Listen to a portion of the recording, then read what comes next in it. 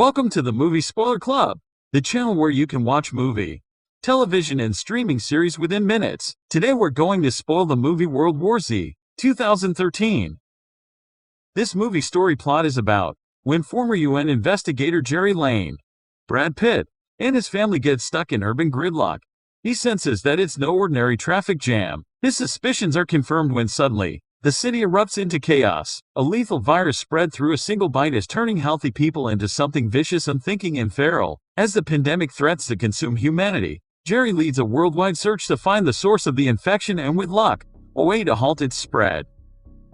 As the opening credits filter in the initial scenes, there are news recordings of a virus spreading, images of animals fighting over food or territory, and bustling people in large city landscapes. The story zooms in on one family in the morning. There are a mother and father sleeping soundly, until their two daughters pounce on top of them to rise them out of their sleep. The family wakes merrily together to enjoy a lovely pancake breakfast. On the television in the kitchen, more warnings mutter in the background from local newscasters. The family piles into the car for school. On the way, they get stuck in traffic. A police motorcycle rides between lanes of halted traffic and hits off the driver's side view mirror of their family car. Gerry Lane is disturbed by this infraction and gets out of his car. The traffic is stopped as far as his eyes can see. Suddenly there is a loud explosion a few blocks ahead. A police officer orders him to get back in his car, and then that officer is crushed by an out-of-control sanitation truck rumbling behind them. This sanitation truck smashes through the traffic. Gerry takes control of the car and drives through the opening as fast as possible. They end up getting in a severe collision at an intersection.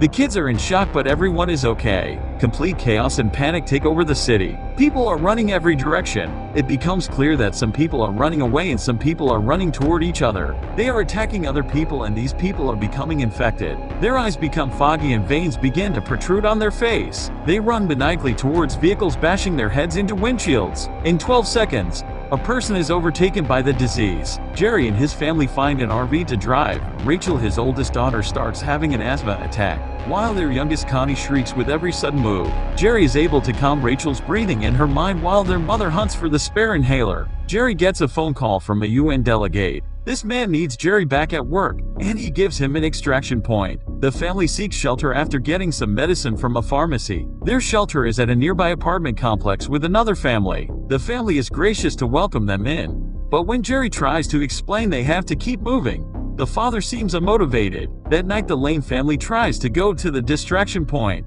It doesn't go well. Gerry must protect his family. As he fights his way to the roof, putting as much distance between his girls and the zombies, he finds Thomas, the son from the host family. When Gerry shoots one of the zombies, its blood gets in his mouth. The family races to the roof where Gerry pushes past to the very edge of the platform. He is teetering on the edge as he counts to 12. His wife calls to him, confused and scared. He hasn't changed after 12 seconds and seems to be unaffected by the contact. The helicopter lands on the roof as their ticket out of the city. Gerry holds the door shut while his family races to the helicopter. Gerry waits until the last second to let go of the door and run toward safety. Once he lets go of the door, zombies push through at full speed, running toward him. Soldiers shoot the zombies one by one as they charge toward Gerry. The helicopter lands on a naval base out in the open ocean. There, some of the quickest and sharpest minds are searching for the answer. They have narrowed it down to a virus, most closely related to the Spanish flu. The race to find a cure, and more specifically a vaccine, is underway. They want to send Gerry in with a team to pursue any leads with an army to cover him.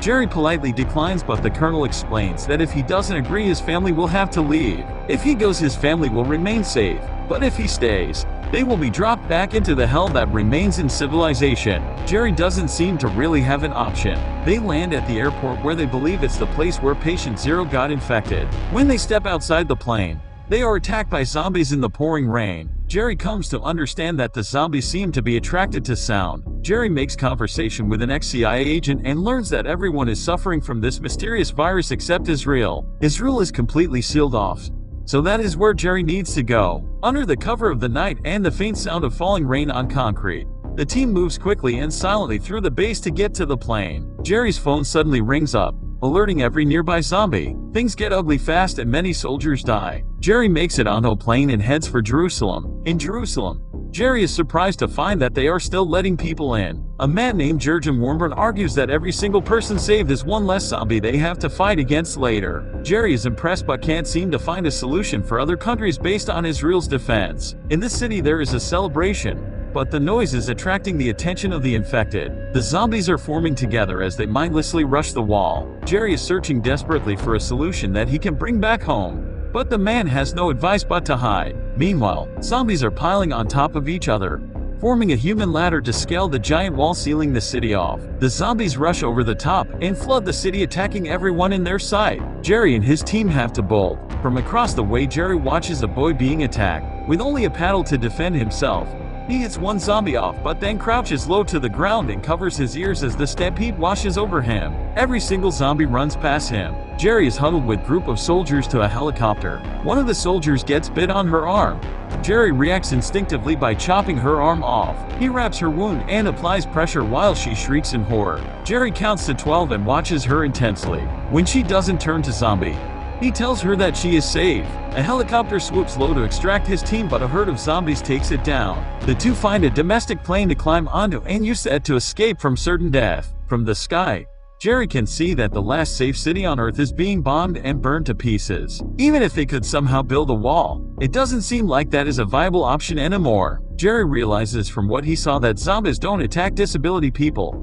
Therefore, he calls the UN to tell pilot to turn the plane to the closest WHO facility. On the plane, someone gets infected. The infection starts from a man locked in a lavatory. The virus spreads quickly. Sounds of growling and other screaming and fear grow louder through the curtain divider. Gerry senses this unsettling and peeks behind the curtain. He can see the passengers turning quickly. He closes the curtain and tries to remain calm. A woman can sense his caution and can't contain her fear. Gerry tries to keep her quiet because as long as they're quiet, they might have more time to prepare for the inevitable attack. It's too late. Gerry and Surgeon have to fight off the infected and keep as many passengers safe as possible. Gerry throws a grenade and it kills a concentrated amount of zombies but also blows a hole in the plane. The plane destabilizes and is quickly losing oxygen. The plane is about to crash. The plane impacts the ground in a wooded forest. It crashes on the ground, which makes the plane breaks into two pieces, throwing passengers and crew to sudden death. Gerry survives but severely injured. Surgeon also survives. Together they walk to the World Health Organization research facility. Back at the naval base, the Lane family is taken and relocated. When the Navy can no longer get in touch with Gerry, they presume he is dead. The family can no longer stay on the base and are instead taken somewhere else. Gerry wakes up on a gurney treated for his abdominal wound. The WHO doctors are skeptical of Gerry's reason for turning up at their facility, but after speaking with Gerry's UN delegate contact, tension releases. Gerry hypothesizes that terminally sick people are safe from attacks. He wants to inject himself with a deadly pathogen that has a high mortality rate. The WHO team is impressed by his creative thinking and helps him create a strategy that gets him to the supplies he needs in a nearby building full of zombies. Gerry, Dr. Favino, and Surgeon suit up and wrap their arms. They are each given a weapon. All three of them sneak through the halls. Together they are going to access a part of the facility where they keep vials of diseases that could camouflage their sense to zombies. A difficult door throws a wrench in their plan. The noise attracts nearby zombies. Soon after, Surgeon is forced to use her gun. The noise echoes through the corridors. Gerry creates a diversion and tries to lead some of the zombies away from Surgeon and Dr. Favino. Surgeon and Dr. Favino, now separated from Gerry and have their own set of obstacles with zombies. They race through the halls with a continuously growing trail of infected behind them. Surgeon and Dr. Favino race back toward their starting point with the WHO doctors waiting to open the door. The team slam the door shut and seal them off from the horde of zombies. Gerry has arrived at the storage room but needs a password to get in. A doctor phones in to give him the passcode. Gerry receives access inside but clueless as to what is contained inside each bottle. Without help from Dr. Favino, he is out of his element. He opens the case and begins reading all the labels. From the control room, the doctors watch in discomfort as Gerry turns over the bottles in his hands. Then Gerry glances at the security camera as if he is looking for help. He grabs all of the vials and stashes them in a metal case. He is about to make his way back, but there is an infected doctor waiting for him. Gerry has to inject himself with some kind of virus. The stakes are higher than ever. Gerry looks to the camera for some sort of signal of what to use. What should he do? He writes a message on a clipboard that reads, "Tell my family I love them." He injects himself with a virus and hopes for the best. Gerry must wait for the injected virus to take effect on his body. After a while, Gerry walks to the door that separates them. The zombie comes in chomping with his rotten teeth, looking through him with soulless eyes. It worked. Gerry and Surgeon leave the facility, and Gerry heads to Nova Scotia to meet his family. On a dock is Gerry's family and their tag-along Thomas. The family is finally reunited with what seems like months of uncertainty. A great sense of relief washes over everyone on screen. Now with more of the population camouflaged with a different virus, they have an advantage against the infected people. Gerry nobly narrates that while this is one battle that may be won, the war has just begun. Movie trivia. Do you know that the Israeli Military Intelligence Directorate does indeed have a Devil's Advocate office to explore alternative assumptions and worst-case scenarios, so intelligence assessments don't fall victim to groupthink, but it is not called the 10th man doctrine. This movie gets the movie rating of 7.0 from IMDb, Tomatometer rating of 66 and audience score of 72 from Rotten Tomatoes. Thank you for watching and be sure to hit like, subscribe, share your thoughts in the comments section, and hit the notification bell for the new movie spoiler video every week.